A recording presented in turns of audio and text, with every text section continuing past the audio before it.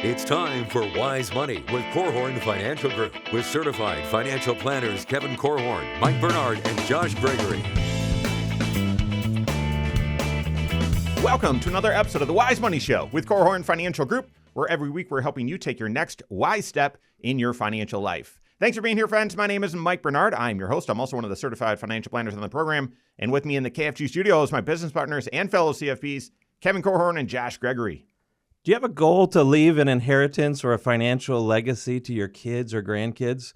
Some recent tax law changes have opened the door to some new, more tax-efficient transfers instead. Time is of the essence, though, so if you want to take advantage of the most tax-advantaged compounding for your heirs, now's the time. We're sharing the rules and the strategies affecting your financial legacy today on the Wise Money Show. As of right now, my kids are just lucky to get their phone back. So anyway, we've got a smattering of kids, and sometimes they misbehave, and the phone is the punishment. But if you want to leave a legacy, we're gonna explain some of the new rules and how you can do so in a more tax-efficient way. The rules, it's completely changed. If you have a question for the program, we'd love to hear from you. You can call us or text us, 574-222-2000. That's 574-222-2000. Online, wisemoneyshow.com is where you can find us. Engage with us that way. Leave questions there as well. And then all over social media, wherever you're at, we are there as well. Search The Wise Money Show. All right, guys, there's two schools of thought here. Yeah, it's a goal of yours to leave an inheritance or leave a legacy. Or the other side is, I want to spend my last dollar on my last day. What camp do you fall in? Because there are separate camps, aren't there? Oh, completely. And you have to figure out when we're working with clients, which camp are they in? Right. Because it definitely affects their financial planning and priorious, their values. And one side, you really can't understand the other side. Yeah. Like, what? Are you serious? You would do that? And so, but I'm serious. I promise you, your kids are not listening. So where do you stand? Josh, you lit up when I said spend your last dollar on your last day. Is that where you're at? No, it's not actually. I personally, I feel like I want to at least leave enough money behind for my kids to neutralize some of the debt that, nationwide they're inheriting from prior generations. Okay. So if I can at least leave them in a spot where, they've got a strong footing to get going in their own growth and establishment and everything, then that feels like a win in my mind. Yeah, Kevin? Yeah, unlike Josh, I don't want to leave $37 trillion. So he's very generous. But no, here's the tricky thing. Spend your last dollar on your last day at the risk of sounding like a politician without a real bold answer. I want to have enough money so that I don't think about money. That's all I really care about. And growing up without a lot of money, it doesn't take a lot of money for me to be happy. I've seen some of the things that a lot of money can buy. I mean, I've never seen someone on a snowmobile that wasn't happy. So, I mean, money can buy some things that can make you happy in spite of what people say. But the challenge is if I say, hey, I want to spend my last dollar on my last day. Tell me when your last day is. Right. Yeah. Because you better have an amazing plan. And if you get to the end, and I was talking with a friend who his uncle has some regrets right now. And one of his regrets was that he didn't make more money and build more wealth because he's not able to get the kind of care for himself, end-of-life care, that he wants. He would rather be at home and be independent than not. So if you get it wrong, if you say, hey, I'm going to spend to my last penny on my last day, and you get either your last penny wrong or your last day wrong, that is a recipe. It's make you miserable. One of the best quotes that I think I ever heard about, prioritizing an inheritance or how much to leave behind was actually Warren Buffett.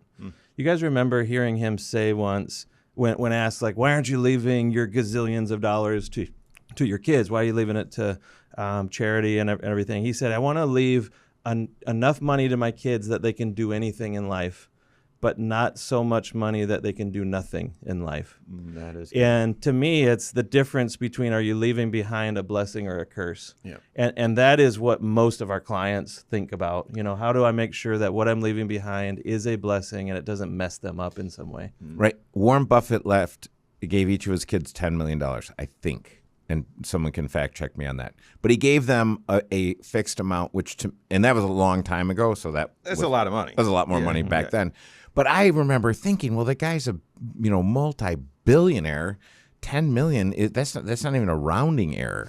So because the challenge is if there are children that you could give $500,000 to, and that would be sufficient enough for them to do nothing until they had to do something. So it really is child dependent, but that is a question. Because the other question is, if I've been given stewardship responsibilities for these dollars, who do I put that yoke of responsibility, that burden onto next? Is it my children? Is it a charity? Like, where does this money go? You guys have me depressed here. I feel like we should stop talking about this. Yeah, well, stop talking. Go spend some money. Throw the Bernard paradox out the window. So here's the thing. We don't know the future. You don't know the future. You've got different goals, and yet planning helps provide. Planning doesn't help you predict the future. It helps provide more choice for that future, right? For wherever your life goes, you've got more choice and more options. And so it improves your outcomes. If you have a goal, if you're on sort of that side of the spectrum of, I think I would like to leave an inheritance to my kids or grandkids, the rules have changed. And we know financially, you got to put your own oxygen mask on first. But if you've thought of, I want to get mine on as quickly as possible so I can help others and my kids specifically get their oxygen mask on, guys, the rules have completely changed. And you need to understand them, because every single year that if this is a goal of yours, that you don't take advantage of these new rules, it literally means more taxes. You're paying more taxes. So if you want to leave and maybe are already on a path financially where you'll be able to have the resources to leave an inheritance to the next generation, you've got to understand these new rules. 2 of them are brand new. A third is an oldie but a goodie, and I think it's going to become more popular. First one we're going to hit. These first 2 are very, very technical. First one we're going to hit is the brand new 530-A accounts. 530A accounts. They're nicknamed the Trump accounts, but 530A accounts. At first blush, when these were rolled out with the new tax law changes, I disliked them. And that's I felt even stronger than that. Because of how it was sort of positioned was, this isn't really going to be a big benefit. But now as more of them are sort of, more of the details are emerging, it could be an enormous tax efficient wealth transfer vehicle. So guys, 530A accounts, let's wade into it. How do they work? What are some of the rules? Because it's complicated. Well, it's basically an IRA style account for children under the age of 18.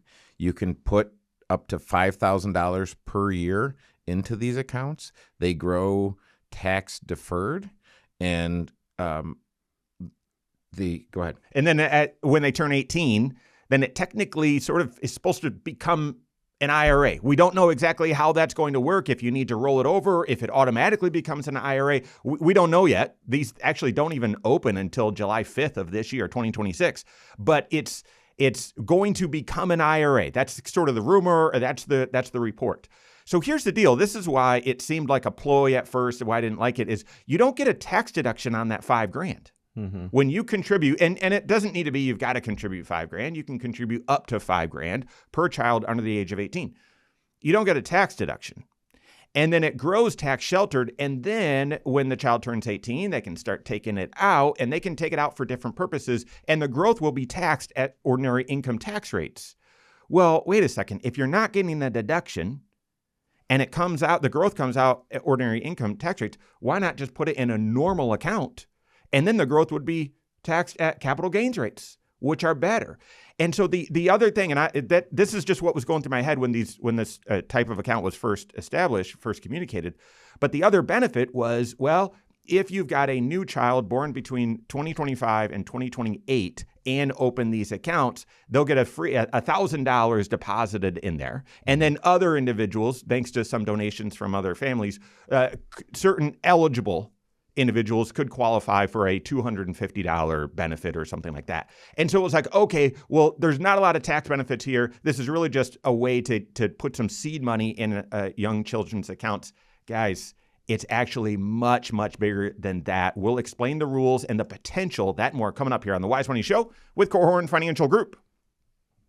Hello, YouTube. Thanks for being here. This is the Wise Money Show. What you're watching right now is our weekly 1-hour talk show. There's right here on this channel, 10 a.m. Eastern time every Saturday morning, also on podcasts at the same time, but also on a couple local radio stations at the same time as well, which is why the content's structured the way that it is. It is long form, okay? It's a talk show for YouTube. Sometimes that doesn't fit with all of the listening audience, but also we're going to have segment breaks, and that's for the commercials on the radio, but we're going to keep the cameras rolling, and sometimes there's bonus content and that sort of stuff. But if you're not a subscriber, make sure you hit that subscribe button, because we've got lots of other videos that are right here on this channel, all designed to help you take your next wise step in your financial life.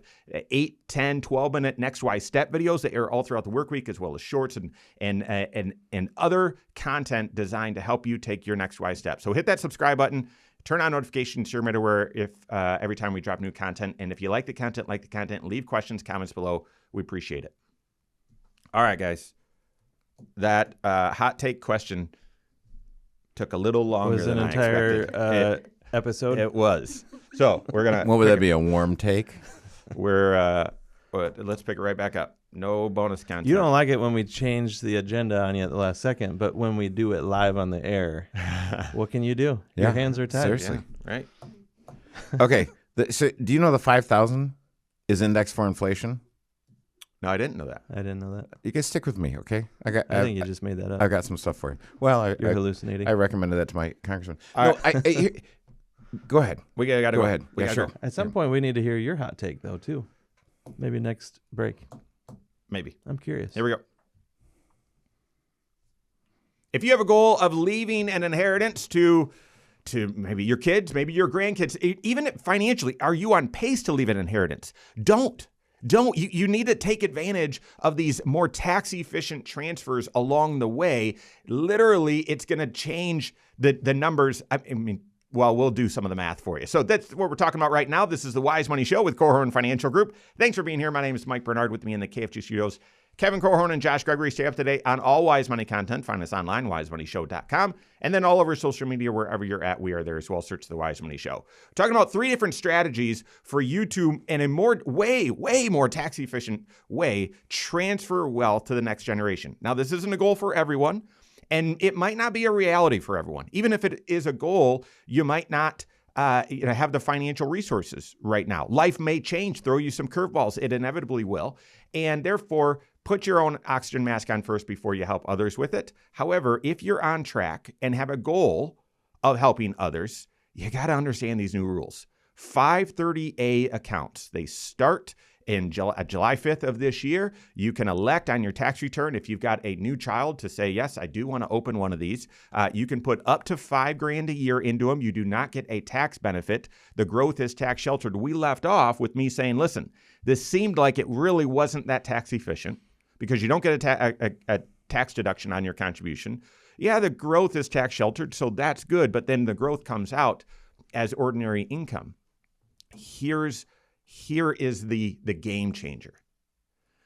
Because they're saying these essentially become an IRA for that child when they turn age 18. As soon as it becomes an IRA, they now have a huge financial head start. And the typical 18-year-old, how much taxable income do they have?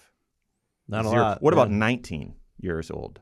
Or 20 or 21, very little income. Therefore, that growth between what you contributed, your basis, and what the account has grown to, they could then, guys, this is the game changer. They could then at 18, 19, 20, 21, start doing Roth conversions of this money. And if they do it strategically, maybe paying no tax at all on that growth, now they are, age 20, 21, 22 with a sizable Roth IRA that then has the potential to continue to grow, compound tax-free for the rest of their life. Josh, you did the math. It's millions of dollars. Right. It's not a million, or maybe it's millions of dollars. And you'll hear a lot of wrong math out there. I was reading an article. This is how pervasive and how popular this topic has become. There was even an article in Time magazine about this, and they did the math completely wrong, in my opinion. Oh, really? Saying that by age 18, you could have $300,000 in there. By my math, at a reasonable rate of return, you're closer to 170 or 180,000. But still, that doesn't. You're like, well, that's not huge money by today's standards. But you allow that money to then grow for another 40, 45 years until they reach retirement. And you're exactly right. It's millions of dollars. Close to $7 million of growth is possible. So let's bring the initial conversation, that banter at the beginning of the show that we might have lost some people in that, but and bring it and apply it here. If you think, well, I want to leave an inheritance, and I might be leaving an inheritance, but I just don't know. I don't know if I'm going to be like that friend's uncle that Kevin mentioned, where, listen, it got dealt a rough health hand, and now I need dollars, and so I can't do this because I just don't know the future. Well, $5,000 a year maybe is small enough that you can build around that, and still have your oxygen mask on first, but $5,000 a year could add up to an enormous potential over the long term. Are you talking to grandparents mostly when you say that? Yes, because maybe some parents, possibly. Well, because the issue is, in order to contribute to this account, the child, the individual, needs to be under the age of 18. Right. So I think for a lot of people, it is grandchildren. Yeah. Right. Because the parents have other fish they're trying to fry at that age, potentially. Maybe you're trying to help save for college, or you're just raising kids. You're trying to, pay your mortgage down, that sort of thing. I mean, when we had our first child, I was just trying to pay the mortgage and pay the car off, right? I mean, like that's a very stressful financial time period. But here's why it still needs to be on your radar. If you just had a child last year, or you are pregnant and expecting, the fact that the government will seed this with the initial $1,000 is something that you want to take advantage of. Even you're not committing yourself to having to do $5,000 per year. I can't always see what Kevin's thinking, like the cartoon in the bubble, but I see it right now. Well, I know. I mean, you say the government. You were prepared for me to say that it's free money. When the government funds us, because the government only has the money that they take from you or borrows from China. So, stop lending us money. Well, whatever, you know what I'm saying. So the question is, because it's confusing. I think one of the reasons you said earlier, Mike, you weren't a big fan of this, and it's easy to not be a big fan of this because this is not a simple concept. Because Josh was talking about, hey, Time Magazine was saying, hey, you could have 300,000. I think I did the math. I think at 14%, at a 14% growth rate, I came out with 12.5 or something. But. Right. So you can, but the come on, keep us going. Okay, I was supposed to fly under the radar. No. So but because what you're looking at is at 8%, you have $187,000 when you're 18. Put $5,000 in a year, 8%, $187,000. Okay. Now what does the 4 to 7 million look like? I take that 187, I keep it invested, and I don't touch it until I'm 65 or 70. Yeah. That's where I have the multiple millions of dollars. But most people's financial situation isn't such that if I was 18 and I had $187,000 and I said, I don't need to buy a house, I don't need to pay for education, and there are a lot of things that I don't ever need to do, then sure, put that bad boy on the back burner and let it cook. Yeah. But most that is not everyone's situation. Oh, that's right. That's the vast minority. Exactly. And that's why, these 530A accounts or Trump accounts, whatever you want to call them, they're still like every other tax shelter. You have to ask yourself, well, this is a tool in the toolbox. It's something that may be appropriate for me to use depending on what my use case is. What are the goals that I'm trying to achieve with this? Because if the purpose is to save money for college and you want to contribute to your grandkids' education,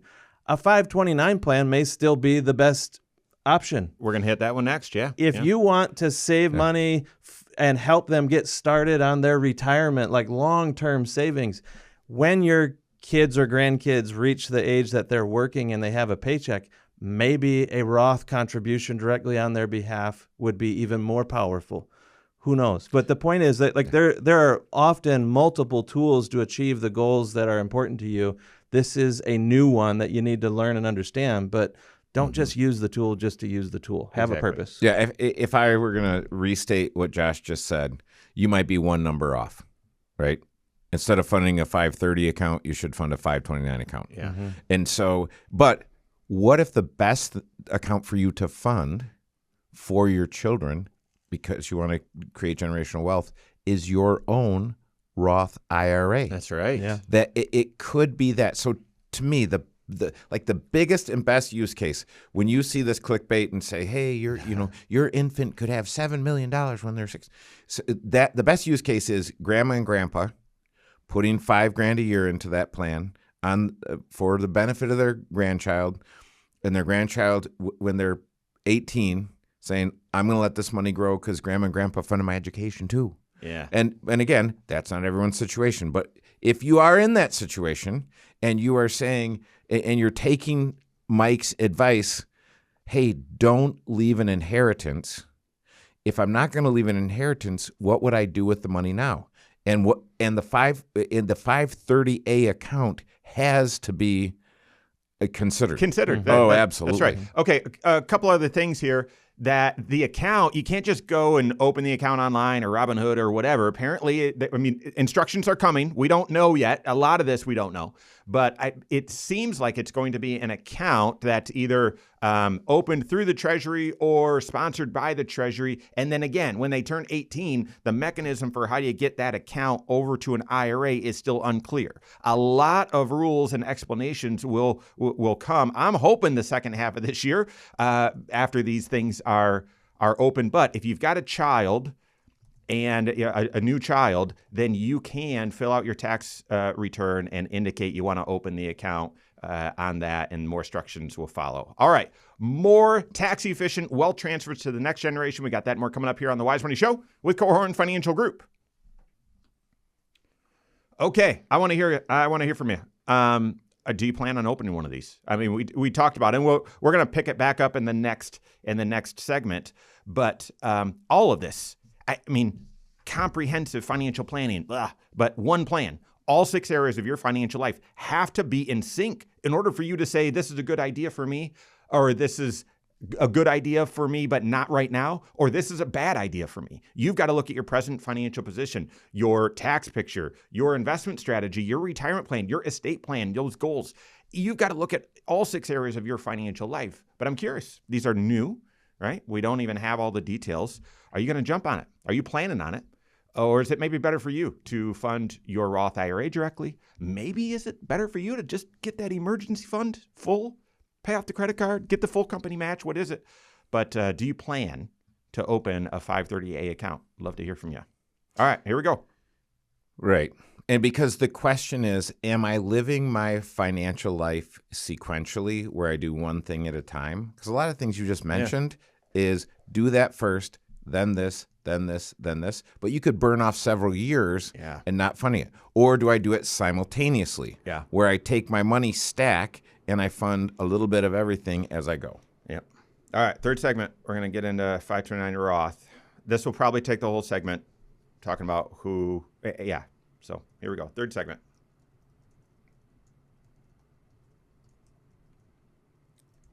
The rules have changed when it comes to tax-efficient transfers to the next generation. And Yeah, to your kids, but certainly to grandkids as well. Where does this fit within your goals and priorities? And where does it fit within all 6 areas of your financial life? You got to be working with your CFP on that. We're helping with that right now. This is the Wise Money Show with Korhorn Financial Group. Thanks for being here. My name is Mike Bernard. With me in the KFG studios, Kevin Korhorn and Josh Gregory. Every episode of the Wise Money Show is on podcast. Wherever you listen, just search the Wise Money Show, subscribe to it there, and rate the program there as well. That's helpful feedback for us, help others who are looking for content, wise content to take their next wise step in their financial life. Helps them find us. So find us on podcast. Okay, guys, we're talking about how the rules have changed for making a more tax efficient transfer to the next generation than just leaving an inheritance. I have no idea how what the future will hold for my folks. They are getting up there, but young at heart.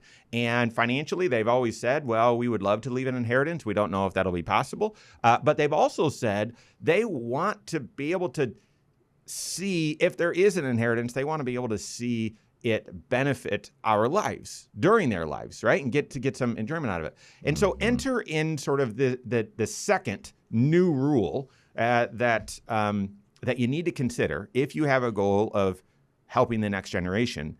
And we talked about this just a few shows ago. We've talked about it a few times. Still very few people are taking advantage of it. And this isn't one where you can just say, show up one day and say, oh, this is a good idea, I'll do this. No, this one takes time. You got to kind of marinate this thing. And that is the 529 to Roth transfer. And the reason why I'm bringing it up with my folks, not that they're doing this, but they have said, well, we want to help fund education for the grandkids. So every birthday and every Christmas, we're going to help with a little bit of gifts, but we're going to, whatever we do with gifts, we're going to do twice as much into their college account.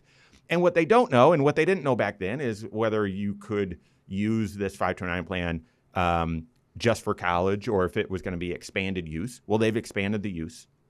And they also didn't know, and we have no idea if it'll be a possibility or not, but now they've expanded that use to say, well, listen, if you don't need it for college, then you can transfer up to a certain limit to a Roth IRA for that child. Could be a huge deal for parents as well as grandparents. That's exactly right. So essentially, if you've been saving aggressively for college expenses and it turns out that you've got some extra, you can now transform those college dollars, those education dollars, into retirement dollars by moving it into a Roth IRA. Now, why would you want to do that? Well, first of all, the longer that you can have money growing in a tax shelter of any kind, the more powerful it is, right? Yep. Because it's growing undisturbed by the tax man, and so there's just more compounding that can happen. But with a Roth IRA, you guys hear us talk about this all the time, the fact that can be tax-free growth is just enormous. Mm-hmm. Like the power of that to transform someone's financial life, to have resources in retirement that you can access with no taxes due, is so powerful. And imagine how long that money could be growing if we're talking about a recent college grad. Or maybe even someone in college, because the reality is if you found out that you're going to have more money, have some money left over at the end of the college years, there's still 529 plan dollars, you might know that in their junior year or their senior year. And if they are working, then they are eligible to contribute to a Roth IRA. And that's what allows someone to be able to do these transfers. It's essentially taking advantage of a contribution for that beneficiary, for that student or recent grad. Now, there's a lot of gotchas in here. And if you're not as familiar with all of the rules and you just heard what Josh said, you might make a misstep. So here's how it works. These 529 to Roth transfers, in order to be eligible, the 529 plan needs to be open for at least 15 years. We don't know yet if you change a beneficiary or change a student, whether that resets the clock. The expectation is that it will, but we don't know. But let's just say 529 plan needs to be open for at least 15 years. However, only dollars that have been contributed and the growth of those dollars for 5 years before that or earlier. I said that backwards. If you guys, well, it's hard to say it, but money contributed within the last 5 years plus earnings on those contributions isn't eligible. That's for it. Much better way of saying that, Kevin. Yeah, Thank you. And so yeah, if that child's in college and you're saying, yeah, I actually think we're going to have some leftover money in this 529 plan, let's start funding that 529 plan again. That's okay. Just know you've got to wait 5 years before you transfer those dollars to the Roth. The other limit is $35,000 over a lifetime. That's the limit on how much can transfer from the 529 to the Roth. So unlike the 530A account where there is no upper limit on how much you're allowed to contribute, this has an upper limit. It's 35 grand. That's the max. And then the mechanism for getting it over from the 529 plan to the Roth, Josh, you already mentioned it, and it is essentially this counts as your Roth IRA contribution. So you've got to have earnings in order to make this transfer. Word is that there's no income limit, though, like there normally is on making a Roth contribution. Your income can't be too high. I don't know a lot of kids that are just graduating from college that would hit that upper limit. Maybe in the age of AI that they will. But huge planning potential. We've done the math on this show before. This could be significant. Essentially 11 grand. We don't know what the market's going to do, but at an 8% return, 11 grand contributed to a 529 plan in someone's first year of their life should grow to approximately 35 grand by the time they're in college. And then that 35 grand transferred to the Roth IRA over a few years could grow to 700 to $1 million, by the time they reach retirement. So huge potential. Mm-hmm. These are new enough. It's recent enough law change. This happened in 2024, the Secure Act 2.0, I think. So a lot of people are still figuring out, well, do I have some leftover dollars? But again, we're talking to a group of people who maybe are grandparents or parents who might intentionally overfund a 529 plan to create an opportunity like this.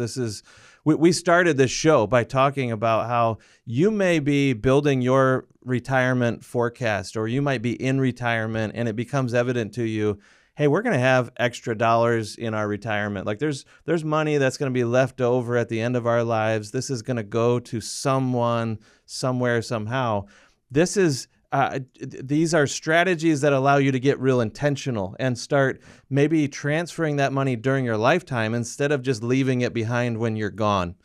That potentially has the power to influence these kids or grandkids' lives way more powerfully just because they're receiving the dollars earlier. It's helping them with their education, getting them established. There's just times in life where a few extra bucks in your pocket can make a huge difference, as opposed to receiving an inheritance, when you're in your 60s, let's say. Yeah. You mentioned the word intentional. That's exactly right. Being aware of these rules so that you can be intentional. And I would also say, guys, we see this. We work with many families where we're working with multiple generations, 2, if not 3 generations. And one other sort of point that needs to be intentional is if 2 generations are both contributing to the 3rd generation's college. Mm-hmm. I don't know how much communication you guys have had with clients where, hey, grandparents are contributing to college and parents are contributing, but they don't really know exactly how much the other has in the accounts. And hey, we're just going to keep funding this thing because it's probably going to be expensive. Yeah. And then you show up and you're like, wait. So anyway, with this new rule, you might want to have some communication about that and make it more intentional and be aware of what your folks are doing or what kids are doing. So all of this, just like with the 530A accounts, I don't know how you pull this off. This seems like a savvy tax planning strategy. I don't know how you pull it off or determine whether it's a wise choice or not without doing comprehensive financial planning. We call it one plan. Right. And as a younger planner, I thought, well, the older you get and the more money you have, the more willing you are to distribute or redistribute that money and put it in the best strategic places. Mm-hmm. And what I found was that actually, in a lot of situations, that's not the case. There's control becomes even more important as you get older because of the feeling of, hey, I'm losing some control in these other areas. Mm-hmm. So I'm going to take some meaningful control over my money. But I am kind of stuck on this idea, hey, don't leave an inheritance Yeah. Give it to them now. Okay, so those are the two unique new tax rules, okay? The 530A accounts and then the 529, one number below that, 529 to Roth transfers. But then there's a third strategy. It's an oldie, but a goodie, and I think it's going to be emerging as a more popular strategy. We got that and more coming up here on The Wise Money Show with Corhorn Financial Group. Okay, and YouTube, we are hustling, so no bonus content. We got to keep her moving. Okay, which segment are we going into? It feels like the Is seventh. it the fourth? It is the fourth. It is the fourth? Yes. So are we landing the plane, as Mike Bernard would say? All righty. Park in the car. How about that? Park in the Parking car. the golf cart there. Yeah. All right. So this one, and we're going to circle the wagons as well. So think planning strategies, think stories, think how can this stuff be applied? Because obviously the annual gift tax exclusion stuff is, I mean, that's just a comment. So how does it apply? How does this all fit? Think stories and so on. Okay. There we go. Thanks for being here. This is the Wise Money Show with Corhorn Financial Group. My name is Mike Bernard. With me in the KFG studios, Kevin Corhorn and Josh Gregory. Every episode of the Wise Money Show is on the Wise Money YouTube channel. Go check it out. If you're not a subscriber, go to the Wise Money YouTube channel, hit that subscribe button, turn on notifications so you're aware every time we drop new content, because it's not just this talk show that is on the YouTube channel. We actually just passed earlier this year 2,000 videos in the YouTube library. They're all designed to help you take your next wise step in your financial life. So we've got long form videos like this talk show, but we also have short form and even shorts, all designed again to take a financial concept, apply it from a one plan perspective, looking at all 6 areas of your financial life, explain it, teach it, and then give you some options that you can consider with your CFP. So go to YouTube, search the Wise Money Show, subscribe to it there. Okay, speaking of kind of options or strategies, thinking about it from a comprehensive financial planning standpoint, as you're building out your financial plan with your certified financial planner, make sure that they're doing what we call comprehensive financial planning. Often these days, a financial plan, quote unquote, is just a retirement plan. Mm-hmm. I'll help you with your investments and then we'll figure out retirement. No, you're missing it. You're missing it. There's 6 areas to everyone's financial life. And I know that might seem a little boring or a little nerdy. I don't know how you make a great financial decision without looking at all 6 areas and evaluating that financial decision and seeing, well, is it feasible in this area or would it bring stress? You want to make financial decisions that bring synergy. And I'm going long-winded on that because this entire show we've been talking about strategies to not just leave an inheritance, or maybe not leave an inheritance and instead do some tax-efficient transfers instead. I don't know how you can do so with confidence without knowing where you stand with all 6 areas of your financial life. So, okay. Oh, go ahead. No, you're good. All right. So we talked about the 2 creative rules. Now, the third, a more tax-efficient wealth transfer. I was just talking to a friend of mine who said, you know, Mike, one of my goals, I don't know if we've ever talked about, I want to help my grandkids with a down payment of their house. We helped our kids find a way to get into their first to their first homes, and yet now I'm looking at it right now, and housing affordability is stretched. I just don't know. I just don't see how my kids will be able to buy a house early on in their careers. This is going to be a big strain. I would love to help with that. How can I do that? And we talked about different ways of doing that, but we landed on an oldie but a goodie. And that is just taking advantage of the annual gift tax exclusion. How much can you give someone each year and have it legally fly under the radar from the IRS where it's not taxable? And a couple years of that, as soon as I sort of shared that, you could see him getting excited, and he sort of kind of started, moving around in his chair like, oh my goodness, that we could do that for a couple of years and hit the goal of what I was hoping. I think he was thinking 50 grand or something like that to leave to grandkids. Again, not everyone has the means or even has that as a goal, but don't overlook this really easy and efficient oldie but goodie way of transferring wealth, and that is just annually making a gift under or at the annual gift tax exclusion amount. And I want to emphasize that you're talking about a gift tax exclusion amount, because what a lot of people hear or they wonder is, is there a limit to the amount that I'm allowed to give, first of all? And when I do give, how much tax are they going to have to pay?